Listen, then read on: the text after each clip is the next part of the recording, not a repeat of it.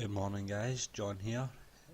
This video is going to be based around alternatives to Amazon Merc. So I'm going to be asking or speaking about things like Etsy Printably, I believe it's called. I'm not sure if I said that correctly. Or Printably, one of them. Anyway, Teespring, Redbubble, just other POD or pod services. So I'm going to speak about Etsy first. I've never actually done the whole print on demand thing with Etsy. I do, however, have an Etsy shop, and I used to sell a lot of vintage stuff on Etsy. Well, I listed a lot of vintage stuff on Etsy, and to be fair, I didn't actually have a great deal of success. Maybe a couple of sales here and there, but if anything, pretty much everything more or less sold on my eBay account as opposed to Etsy. I believe that Etsy doesn't get the kind of traffic that eBay obviously does. So people are obviously talking about, well, I've read it in a lot of Reddit forums and also a lot of YouTube videos, that they're diversifying as opposed to just doing Amazon Merc. They're also doing a lot of print on demand through things like Etsy and using Printably to obviously fulfill the services, kind of just drop shipping basically, and using Etsy as a platform to sell on. So I'm wondering if anyone else is actually doing this and if they're getting any real success from this.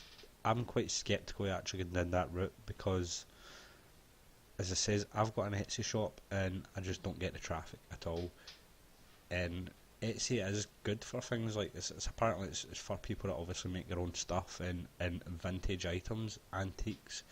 And I have quite a lot of desirable vintage and antique stuff, and it just doesn't really sell on Etsy, but it sells within a day on eBay. I know obviously eBay does have a much higher traffic source, but you'd expect it to do more. So I'm just curious how people's t-shirts are doing on Etsy. So if you're doing Etsy, can you give us a couple of tips on how you're actually doing it? Advise me, like, if you're actually getting any sales from this. The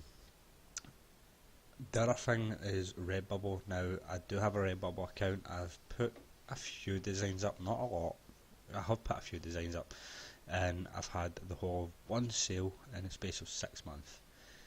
Now, I believe this is probably just down to the fact that I haven't put a lot on it. I didn't really take the time to market my stuff, and I don't think Redbubble actually has a lot of traffic in regards to people going on to buy merchandise. I think most of the traffic is actually just the people that's going on to design.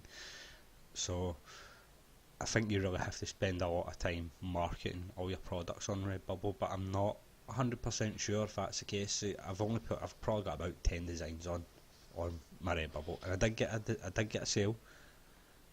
One sale, it made me $1. I believe it was a cup, and it was hashtag happy. That was my design. I'll let you on that. Hashtag happy. Basically, that was about a TV program that started last year, I believe. Happy, if anyone's seen it, a bit crazy. The guy from Law and Order in it, he was awesome. So I just thought, put a wee design on that, hashtag happy. It was quite a trending thing on Twitter at the time, and a lot of celebrities, especially the ones that's actually in happy, they were writing hashtag happy a lot.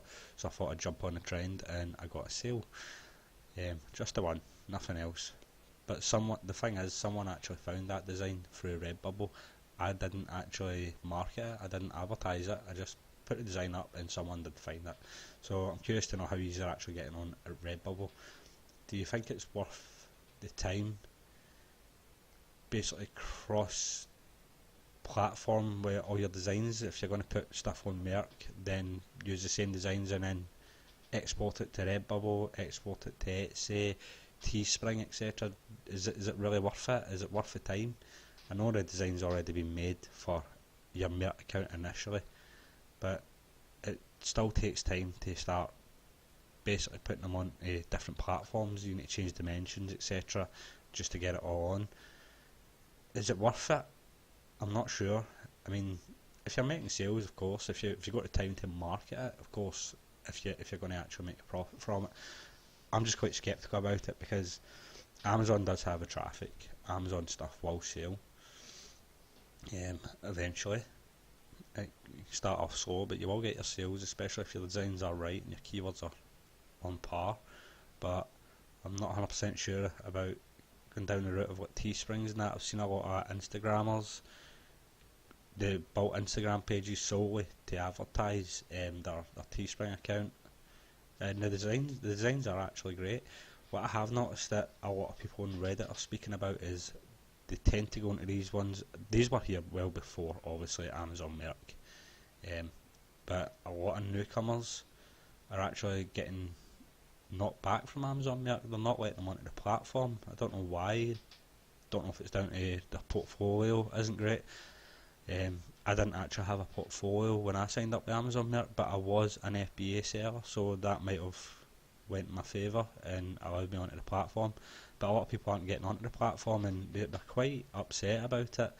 I think they're getting told that there is another option, things like Teespring, Redbubble, Etsy, that is definitely another option for them, but they won't get obviously the kind of sales that you'll get on Amazon Merc. But I could be wrong. That's what I'm asking. If anyone that's watching this video and they are actually doing every one of these, I'm be curious to know how you are actually getting on with your other ones. Are you making sales? Is you making decent profit? Is it worth it actually spending time to invest into these other print on demand services? I'm just curious to know that. Because I actually spend quite a lot of time just doing my designs on Amazon Merc, and then obviously the keyword research, try to find all that. It's not a hard job, but it is time consuming. It really is time consuming. I've only got, as you can see, 156 designs up. Very soon I'll be looking to try and throw up 30 designs, 40 designs every day until I've got my 500 designs live, and then hopefully make enough sales that I can tear up. It is the fourth quarter, so I'm hoping that within the next 2 months, or hitting December, the sales are going to change dramatically. I'm definitely getting sales at the moment. They are some days I don't get one at all, and then others I'm just hitting like 3-4 sales. They are consistent. I'm getting sales every week. For somebody that's just came into the 5th tier and only really just started this journey about a month ago, I'm quite happy to where my account is today. I think it's doing pretty well. I'm definitely going to be expanding on this. I'm not going to go down the route of paying for designs. I know that a lot of people used to buy. I actually did do this before, to be fair. About a year ago when I started the platform, I wasn't too sure about, obviously, designs. I wasn't great at designs. You don't particularly have to be great at design, just I think most of it is down to the keywords. But at the time I was working a lot and I didn't really have the time to sit and learn how to do graphics design, etc. So I did go into Fiverr and I paid, I believe it was $80, and this gave me just the 5 designs. This seems quite a lot. I know people will be talking about that, but $80 for 5 designs. And what was more important is the person says that they will give me the bullet points, the title, the brand name, everything, all on par with perfect keywords in each and every one of these designs. Pardon me. Each and every one of these designs are very desirable and they should sell within a matter of days. So safe to say, I jumped on the opportunity. I paid for the designs, listed them exactly as I was supposed to, put the bullet points in, description, everything, and they sat on my account that long without a sale that they fell off. So after that, I just I completely dropped that. I spent the time to actually learn how to do graphics design. More so, I use Inkscape.